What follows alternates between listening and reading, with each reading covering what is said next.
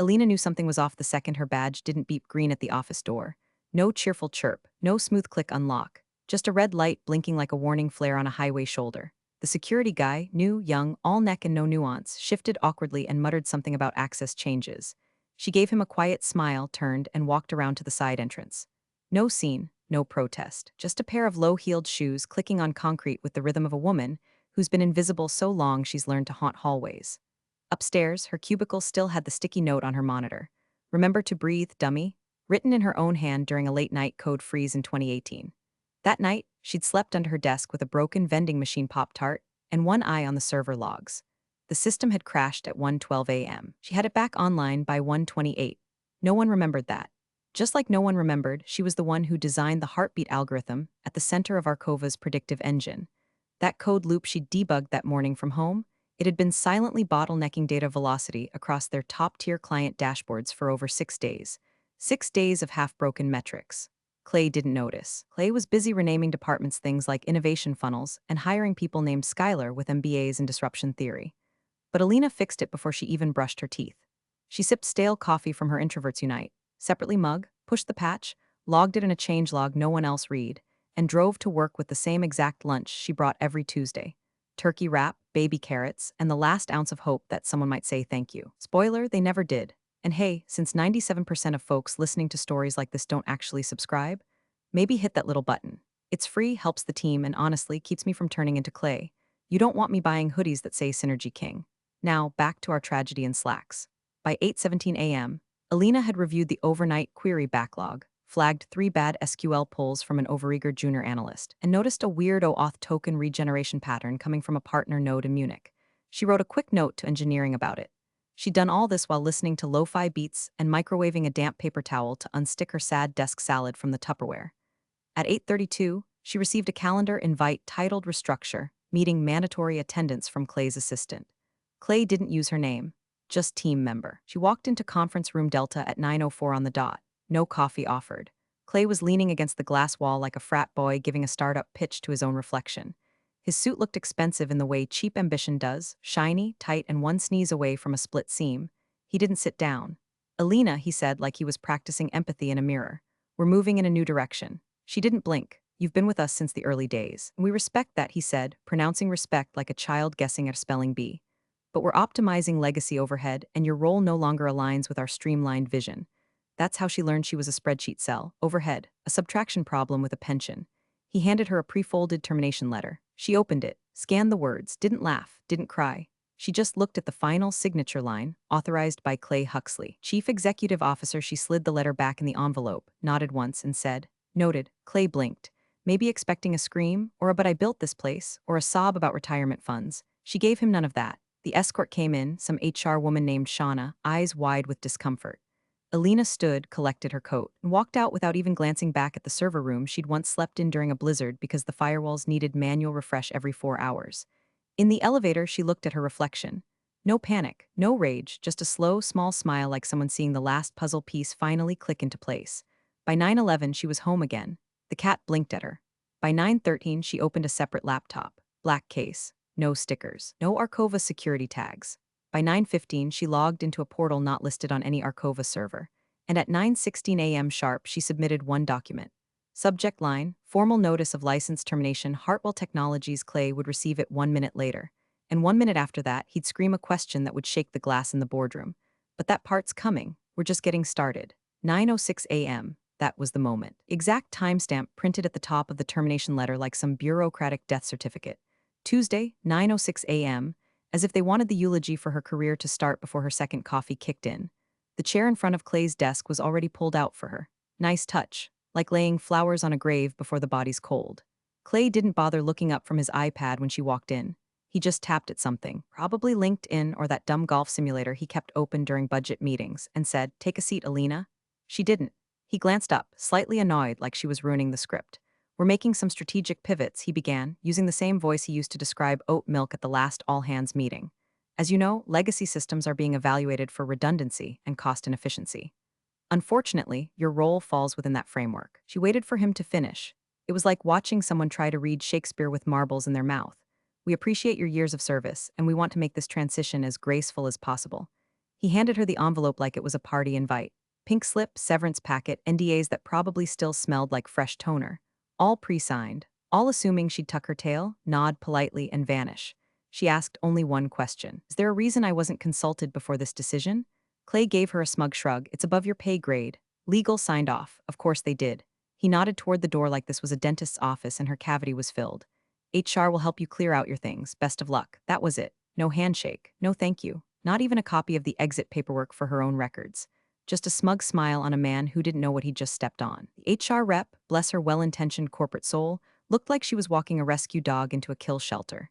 I'm really sorry, Elena, she whispered as they passed the IT bullpen. I didn't even know you were on the list. Elena just nodded. She kept her eyes forward, past the whiteboards she helped fill, past the junior devs who used her annotated SQL diagrams without ever asking who made them, past the data visualization wall she designed in 2016 when the company landed its first big retail client. She wasn't allowed to touch her desk, not even to grab her mug, the same mug she'd used every single day since they moved into this building. Don't mess with my metrics, a gag gift from her old intern, Mallory, now 3 promotions deep and managing a regional team in Toronto. They handed her a box with her name written in Sharpie Morgan, and told her they'd mail it. She could see the corner of her sweater poking out, the one she kept on her chair for cold mornings. The sleeves were curled, probably still smelled like peppermint tea and quiet disappointment.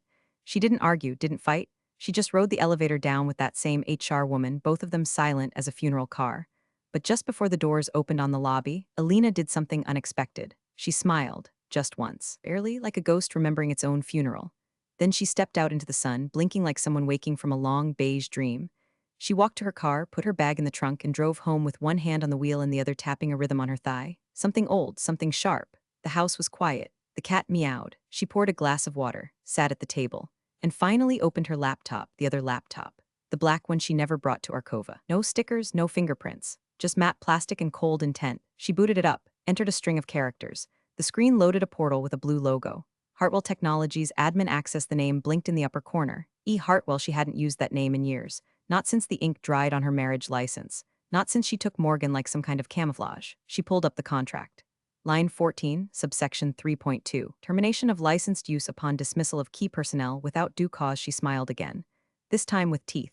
Then with one clean click she opened a new form. License termination initiation. There would be no warning, no phone call, no dramatic speech. Just a slow, silent countdown that had already started ticking the moment that red office badge light blinked her out of their system. She hit save draft, not submit, not yet. She had 48 hours to pull the trigger.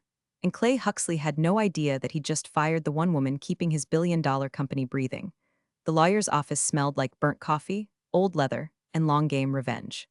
Elena sat across from Gerald Mayers, her counsel for over 15 years, watching him comb through the contract. She wrote in the middle of a thunderstorm back in 2010. The day Hartwell Technologies signed its first and only exclusive software licensing agreement with Arkova Analytics. Elena had been younger then, still naive enough to think that meritocracy was a real thing and not just the adult version of Santa Claus. Clause 7.3, Gerald muttered, licking his finger to flip a page. Breach via bad faith termination of founder-integrated personnel. He glanced at her. We buried it deep, but it's watertight. Yanked the plug on you without cause, without consultation, and with documented disregard. He slid the folder toward her. The contract glowed under the fluorescence. Her name sat clean and proud on the signature line. Elena Hartwell, founder and CTO, Hartwell Technologies, LLC. She hadn't signed anything with that name in years. It felt almost ceremonial, like lighting a match after soaking a bridge in gasoline. You sure you want to go through with it? Gerald asked. She met his eyes. They made their choice at 9:06. I'm making mine at 9:16. He gave a single, slow nod. They'll have 48 hours to reinstate you, or they lose access to every licensed module running Hartwell code. Predictive loop engines, dashboard visualizers, real-time model pushers, and the biometric unlock protocols. She added quietly, sipping her tea. They're all routed through the same license handshake. Gerald blinked. Even the sandbox environments? They never noticed I controlled the dev environments too. My name isn't on them, just a small variable string in the encryption key. A beat of silence passed between them, not tense, just reverent. Then, without flourish, she signed the termination notice. One stroke, one pen, one lifetime of overlooked brilliance compressed into 3 clean letters. E. Hartwell. The next morning, the world was still sleeping when Elena woke up at 5:12 a.m. She didn't need to. The email wasn't scheduled to go out for another 4 hours, but she liked the quiet, liked the stillness. Her house was modest, a 1-story ranch with creaky pipes and hydrangeas that bloomed like clockwork every May.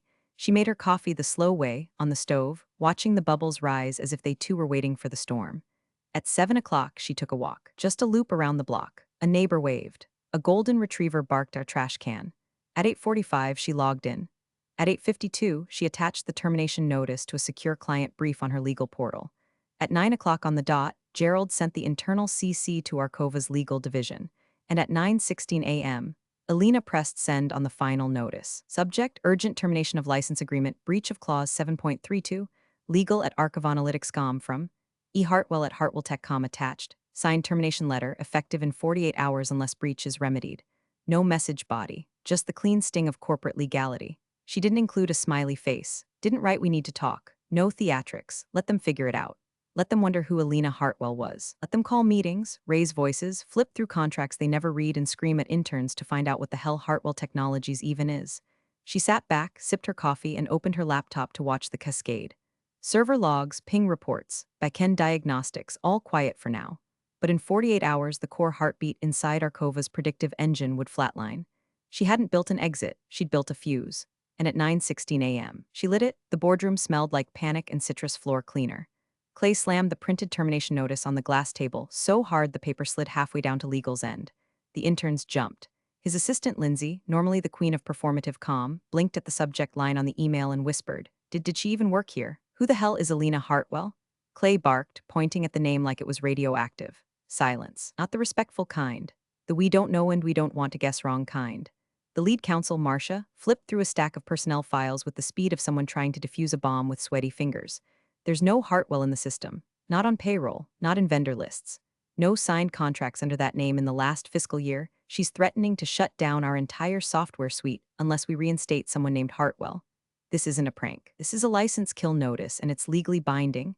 He pointed to the clock. 9:21 a.m. We've got less than 48 hours or our predictive modules go dark. His voice cracked. That includes the investor dashboards and the biometric compliance flags. Now the CFO looked up. Wait, that would mean yes, Kyle, Clay snapped. It means everything. A soft cough came from the corner. Ethan, a junior analyst barely old enough to rent a car, raised his hand like they were in a community college class. I don't know if it's helpful, he began, adjusting his thrifted tie, but when I was onboarding, I found this old internal training doc in the archive. Like, really old. And it was signed by Elena Morgan, but the digital cert tag listed the author as E. Hartwell. I thought it was like a template error. The air shifted. Marcia snatched her laptop, typing furiously. Clay narrowed his eyes. Elena Morgan. Woman we fired Tuesday? She was the back-end architect, yeah, Ethan said. I think she had her hands in, like, basically all the core modules. Clay's jaw clenched. Someone in operations pulled up her employee file. Sparse. No LinkedIn updates, no conference panels, just a long list of bug tickets she resolved before anyone knew they were bugs. She kept everything running, Ethan said, quietly. Like scary quietly. Marcia looked up from her screen. Pale. Found it? License agreement between Arkova Analytics and Hartwell Technologies, LLC. Dated August 12, 2010. Author, E. Hartwell. Clause 7.3. License revocation triggered by bad faith termination of founder-integrated personnel. She rotated the laptop so the room could see the clause in all its cruel, surgical glory. Clay squinted. Founder-integrated? Meaning Elena Hartwell isn't just a vendor. She's the architect. She didn't license us software, Clay. She licensed us the brain. The room went silent. Clay's face drained like someone had unplugged him from his own ego. I thought Morgan was just some dusty legacy staffer, he shouted. Nobody said she owned anything? Kyle, the CFO, raised a brow. Did you ever ask? Clay's mouth opened, then shut. No one spoke. The power dynamic in the room shifted like a slow-moving tectonic plate. Ethan whispered, almost to himself. That explains why the old dev environments were tagged with HRTW strings. I thought that stood for hardware test right or something. Clay sat down hard. She owns the IP, Marcia said quietly. The predictive loop algorithm. The real-time push protocols. Hell, the compliance wrappers are all nested inside her licensed kernel. And she's given us 48 hours to reinstate her, Kyle added, scrolling the notice. Which, technically, can't do without admitting breach. Clay didn't speak. The man who spent the last 6 months replacing seasoned staff with cronies from his fantasy football league was now staring down the barrel of the one woman he'd erased in a morning and never thought to Google. She was in this building for 18 years, someone said. No one even noticed her desk was empty, said someone else. But now they all knew her name, and Clay. Clay was finally realizing the most dangerous people in tech aren't the ones speaking on stage. They're the ones building the stage. Quietly, patiently, with legal tripwires in the floorboards. Thursday, 7:42 a.m. Arkova's backend system began to twitch. Not collapse, not explode, just twitch, like a migraine behind a firewall. Tiny alerts started surfacing in engineering Slack. License ping timeout retrying, followed by auth handshake failed 504 gateway error. A DevOps contractor flagged it as an environmental hiccup. Another chalked it up to a stale container. No one panicked. Yet, by 8:05, the primary prediction dashboard for 3 enterprise clients wouldn't load historical data. The display read null in places where it used to project quarterly trends, now looking like a magic eye puzzle of useless blanks. Someone rebooted the proxy servers. Someone else tried to roll back the last Git push. A third person Googled can DNS poisoning cause selective API failure in a private tab. At 8:22, a junior engineer finally clicked the licensing diagnostic log, buried 5 layers down in the system tree. The word invalid blinked next to core algorithm license Hartwell Technologies. And then next to it, grace period remaining 24:53, 17 it was counting down, in real time. Clay didn't show up to the war room until 8:45. He was 15 minutes late because he was too busy Googling can you reinstate fired employee without admitting fault. He stormed in, red in the face, and overdosed on cologne. Why the hell is our flagship product throwing errors? Marcia, legal, didn't look up from her laptop. Because the license is expiring, and the system knows it. Then override it. She looked up now, slowly. You can't override a kill switch, she wrote into her own intellectual property. You fired the keyholder, Clay. You don't get to keep the kingdom. Clay turned to IT, patch it. Redirect the handshake to a new credential path. Engineering shook their heads. We tried. It's hashed to her master key. And that key is encrypted with biometric salt, not facial. Retinal. Clay blinked. Someone whispered, it's why she always wore glasses. They were feeding the unlock. Are you telling me her eyes were the root pass? Yes, engineering replied. And you escorted her out of the building without letting her log out. Clay sat back in the chair, breathing hard through his nose. By 9:10, a pre-written email hit Arcova's entire client list. Dear valued client, please be advised we are conducting routine backend maintenance on certain data prediction modules. During this period, you may experience brief service interruptions. We appreciate your patience. The Arcova engineering team routine. The kind of lie you wrap around a detonator. Meanwhile, at a quiet cafe with dim lighting and jazz leaking through the speakers like fog, Elena stirred oat milk into her coffee and clicked open the SEC portal. Arcova's Form 10Q filings weren't late, but they were curious. Language shifts. Phrases like potential asset risk exposure and dependency reevaluation of third-party technology providers had snuck into the footnotes. She sipped slowly. The mug had a chip in the rim. She liked it that way. 2 booths down, a man in an Arcova hoodie scrolled through his phone with a face like someone watching their house slide slowly into a swamp. Elena didn't know him. She recognized the look. Buried in the cafe's Wi-Fi stream, she refreshed a private status monitor tied to her Hartwell kill clock. License termination in 24:05:38. She smiled. Not giddy, not smug, just satisfied. Like a faucet finally stopped leaking after years of quiet drip drip drip. Years of being talked over. Years of fixing code in silence while Clay held press junkets about disruption. Years of getting emails that started with hey, can you just real quick, and ended with you're a lifesaver, without ever bothering to ask how the system even worked. She didn't want them to crash, but she did want them to feel it. Every keystroke she ever made, every protocol she ever stitched into the guts of that company like a ghost with a wrench. Her phone buzzed once. A former colleague, just 2 words, you knew. She turned it face down and opened her book. Let them scramble. Let them lie to their clients. Let Clay break every chair in that boardroom if he wanted. The clock was ticking, and Elena Hartwell had nothing else on her calendar today. The first olive branch came disguised as a typo. At exactly 2:03 p.m., Elena received an email from Lindsay H. at archivanalytics.com with the subject line, administrative clarification regarding Tuesday's action, like she'd been temporarily misplaced in a filing cabinet rather than exiled by spreadsheet. The message was syrupy. Hi, Elena. There seems to have been a mix-up in your termination paperwork. Our sincerest apologies. We're eager to reinstate your position immediately, of course with a few structural updates to reflect our evolving operational framework.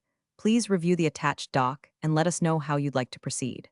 Looking forward to having you back. Smiling face with smiling eyes warmly, Lindsay attached. A contract barely 1 step above indentured servitude. She'd be director of legacy systems transition under a 6-month.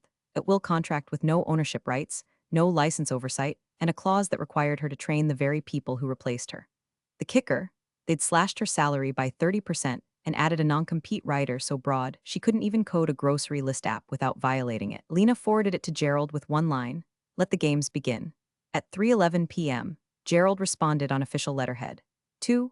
Arcova Analytics legal your client unilaterally terminated an individual whose name was contractually tied to a core license agreement, triggering a breach under Clause 7.3 of said contract. Our client has not initiated hostile action. She has merely enforced a protective clause against breach. The attempt to reclassify this termination as administrative error is disingenuous and unsupported by internal timestamp logs and digital correspondence from your executive leadership. Should further coercion or defamation occur, we will proceed with injunction filings and damages claims. Kindly govern yourselves accordingly. G. Mayers-esque. Clay's tone changed fast. By 4 p.m., he called her directly. She let it go to voicemail. He left a message that started friendly and slowly unraveled like a discount sweater. Elena, hey, just wanted to clear the air. We've all had a hectic week, right? Honestly, this whole thing, probably a clerical snowball. No hard feelings. 10 seconds of silence. Then, but if you think you can just hold an entire company hostage over some dusty-ass license clause, you're sorely mistaken. This is borderline sabotage. You're screwing hundreds of people over some personal vendetta, and another silence. Longer, a throat clear. Look, let's talk, be reasonable. Call me back. She didn't. Instead, she watched the voicemail transcript scroll across her screen like a confession. At 5:27 p.m., Marcia from legal sent a terse follow-up. If Miss Hartwell would prefer to resolve this quietly, Arcova is prepared to offer a settlement for immediate reactivation and long-term license transfer. Elena read that twice, then clicked open a Word doc and typed 2 words in bold, 48-point font. Not interested. She didn't send it. Gerald would handle that. Instead, she opened her old email archive and searched for Clay's name. Over 200 hits. Subject lines like "Need this yesterday," "Add this to Q2 roadmap," and her personal favorite, "Can you make it smarter but simpler?" She scrolled through years of him demanding brilliance like it was fast food. Messages where he took credit for predictive gains that came from her lines of code. Threads where he'd ask for explanations, then forward them to the board with "per my analysis."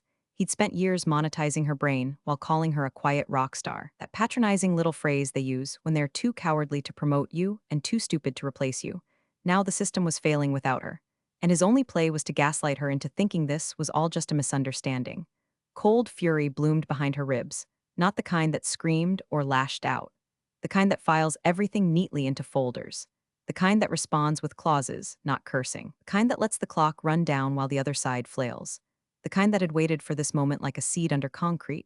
She didn't need revenge, she had enforcement, and the weight of 18 quiet, underpaid, undervalued years behind her. Let them sweat, let them bargain, let them pretend she owed them grace. Tomorrow, the system would tick another hour closer to expiration, and Alina would be sipping tea while Clay watched his kingdom crack. Friday, 6:03 a.m. The markets hadn't even opened yet, but the hemorrhaging had begun. A mid-sized retail analytics client in Denver suspended their data feed until license verification is complete. Another in pharmaceuticals paused their quarterly renewal.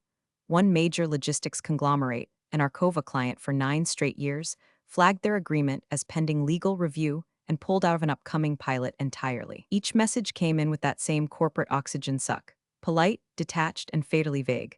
By 7:12 a.m., 4 more clients had suspended access. The license status monitor on Arcova's internal dashboard, normally a sea of calm green, now had 6 blocks blinking yellow and 2 in red. In legal's war room, someone added a new slide to the morning report deck. Client retention urgent focus list status. Volatile risk, escalating. Clay read the slide twice, then threw his clicker across the room. Call them, he barked, all of them. Tell them we're resolving the situation and it's just a matter of paperwork. Kyle, the CFO, looked up from his laptop. We've already called. They said they want license assurances in writing. As in, not from us. What does that mean? Clay snapped. It means, Marcia muttered, they want to hear it from Hartwell Technologies. 8:26 a.m. Stock opened down 4.2%. By 9 o'clock, financial blogs had picked up on internal turbulence at Arcova Analytics. One tech columnist tweeted about unconfirmed reports of back-end licensing issues. By 9:22, someone on Reddit had posted a screenshot of the license invalid contact Hartwell Technologies banner seen during a product demo call. "Who is Elena Hartwell" started trending on LinkedIn by noon. Elena was in her garden. The rosemary had finally taken root. She clipped a few sprigs with quiet precision, slid them into a mason jar with olive oil, and let them steep in the sun. Her phone vibrated, face down, 3 times in a row. She ignored it. At 10:11 a.m., a message came in from a blocked number. Just 2 words, you won. She didn't reply. Then another from a number she recognized but hadn't saved. From Carla, the lead designer who once took credit for the UI Elena prototyped alone on a weekend. "I was wrong. You were the spine. I'm so sorry." Then another, they're panicking. "We need you. Please come back." Another, "I hope you're watching this. You deserve it." She opened a new folder on her phone and titled it Reminders. Then, one by one, she took screenshots, not out of pettiness, but because when people rewrite history, it's good to have receipts. Back at Arcova HQ, the panic was no longer contained. Engineering was being told to build around Hartwell's kernel, a task akin to building a mansion around a missing foundation slab. The predictive algorithm was ELENA's, nested, encrypted, and spliced into every input stream like veins in a leaf. The closer they looked, the more they realized nothing inside the platform moved without her logic signing off first. And now, everything was slowing. Latency up 43%, model accuracy down 17%, batch refreshes stalling out mid-cycle. Clients couldn't trust what they were seeing. And if clients didn't trust the data, Arkova was just PowerPoint with attitude. Clay called an emergency meeting. "We can't let this go public," he hissed, pacing like a tiger at a petting zoo. "Get ahead of it. Say we're restructuring. Say we're evolving the model architecture." Someone from PR dared to speak. "What if someone asks where the license went?" Clay stopped, stared. No one spoke again. At 1:45 p.m., Elena checked her email. A single new message, no subject, no signature. "I should have fought for you. I'm sorry I didn't." She closed it, no reply, just a slow exhale. This wasn't about apologies. It was about gravity shifting. Not overnight, but inch by inch, as the company that had once seen her as legacy overhead now crawled through legal rubble trying to glue together what she'd built, blind, arrogant, and 2 days too late. She poured herself a cup of tea, Earl Grey, no sugar. Outside, the rosemary shimmered in the afternoon light. And in every glowing screen across Arkova's HQ, timers ticked lower. 23 hours, 19 minutes, 42 seconds. And counting. Saturday, 8:07 a.m. Elena's inbox was no longer quiet. The first message came from a procurement director at a Fortune 100 logistics firm. They'd heard whispers, unconfirmed but credible, that Hartwell Technologies owned the bones of Arkova's core engine. Their VP wanted to talk emergency options about a direct licensing path. Then came another, then 5 more. By lunch, 50 major firms had reached out, some curious, some panicked, all interested. They used language like exploratory partnership, custom integration, and urgent enterprise migration. What they really meant was, "We trusted Arkova. But Arkova doesn't own the future anymore. You do." Elena didn't rush. She answered none of them that day. Instead, she brewed coffee, opened a blank doc, and began sketching the outline of her new venture. Hartwell Insights, LLC. Consulting, licensing, and independent predictive architecture. Built with the same precision, the same math, but on her terms now. Terms that didn't include a dress code. Didn't include Clay. Didn't include building empires just to be cut out of the gatefold when the photo was taken. At 2:32 p.m., she filed the business registration. By 3:19, she reserved the domain, hartwellinsights.com. By 4:05, she had her first NDA drafted. No logos, no neon buzzwords, just clean legal teeth. That night, Clay called her. She didn't pick up. But she did let the voicemail transcribe itself in real time. "Elena, listen. I get it. You're upset. You want to make a point. Fine, you made it. We all get it now. But let's talk numbers. I can make this right." A pause. "Triple your old rate, buyout, clean handover. You walk away with a solid payday, we retain the code base. Everyone wins." She smiled at that. He still thought this was about money, still thought this was poker, that he could bluff with paper while she held the code. She hit forward, attached the transcript, and sent it to Gerald with the subject, "For the archive." Then she opened a fresh email, drafted her own reply, addressed it to Clay personally. It read, "Clay, the algorithm isn't for sale, not at any price. And certainly not to you." Elena Hartwell. She hit send, stared out the window. The sunset spilled across her living room, painting her ceiling with gold and rust. It felt right, like stepping back into a house you forgot was yours. For years, her name had been a whisper in footnotes, a quiet thanks buried in patch logs, a myth junior devs joked about. "I think Elena Morgan still lives in the system somewhere." Now, they knew exactly who she was, and more importantly, who she wasn't. She wasn't legacy overhead. She wasn't nice to have. She wasn't replaceable. She was the system's heartbeat. And Clay? Clay was standing in the ruins of a company he never really understood, still hoping to buy his way out of a tomb she'd designed with quiet, surgical patience. Elena opened her calendar, booked a Monday morning strategy call with a hedge fund VP who wanted to license her tech for a clean slate startup. Then added a reminder, order the Glassdoor decal Hartwell Insights. She'd already picked the font. Serif, understated, timeless. No tagline, no pitch, just her name, no longer hidden, no longer borrowed, and never again erased. Friday, 9:17 a.m. The Arkova conference suite was packed. A dozen C-suites from a top-tier logistics firm sat in leather chairs, watching a demo screen that had just frozen mid-sentence. A sales VP named Jordan stammered his way through a slide that refused to load. The predictive heat map, a pulsing dashboard of green and yellow indicators showing warehouse flow and efficiency metrics, had gone gray, then black. Then, finally, red. Banner appeared across the top of the screen in a font too calm for what it meant. "License invalid, contact Hartwell Technologies to restore access." The client CEO frowned. "Is this part of the simulation?" No one spoke. Clay was already out of his seat, racing through the hallway, phone in hand. Sweat bloomed at his collar. His assistant chased after him, whispering, "We're down in the East Coast node. Europe's starting to flicker too." Inside the tech pit, engineering was silent, fingers flying, eyes locked on terminal windows that glowed like tombstones. No one could get in. The biometric failsafes had engaged. The dev environment reverted to read-only. The backup handshake attempted and failed. The license wasn't expired, it was dead, and it had taken the entire Arcova platform with it. 9:22 a.m. The board met in a side chamber on the 17th floor. No Clay, two members looked pale. One rubbed his temples. They'd received the notice from legal. License terminated per clause 7.3, breach via unjust termination of founder-integrated personnel. All associated systems are non-operational. Value at risk, $1.1b. They didn't debate what happened. They debated how to survive it. They talked about liability, about leadership transition, about distancing the board from rogue executive decisions. Someone finally said it. He fired the architect. They all nodded. Clay Huxley's tenure ended before the hour. No statement, no press release. Just a calendar update marked interim CEO strategy session 12 o'clock p.m. His name wasn't on the invite. 10:03 a.m. Elena stood outside the entrance of a newly leased floor in a clean mid-rise downtown. Not fancy, not flashy, just functional. New paint, new furniture, fresh air and better light. Last door had no gimmicks. Just a gold etching in serif. Hartwell Insights. She pressed her palm to the security pad. It lit green, the door clicked. Inside, a single orchid sat in the window, a gift from her lawyer. The whiteboard across the room had a single message written in clean handwriting. Start small, scale smart, choose better partners. Her team wasn't here yet. That was fine, they were coming. People who asked questions, who read contracts, who said thank you. She walked to her desk, opened her laptop, checked the status monitor one final time. Arcova license terminated, client redirects 27 queued pending inquiries 43. She closed the lid, sat in the stillness. Not triumphant, not vindictive, just done. Done being the ghost in someone else's empire. Done being the note they forgot to credit. Done being told she was lucky to be here, because she was never lucky, she was essential. And when the lights went out on the kingdom that forgot her name, she didn't need to shout. She didn't need revenge speeches or victory parades, just the quiet glow of her own name on her own door. Elena Hartwell was never invisible. She just waited until the exact moment the world would have to look. Appreciate you sticking around, you legends of the break room. Subscribe for more chaos. Let's make your old managers spill their coffee in fear.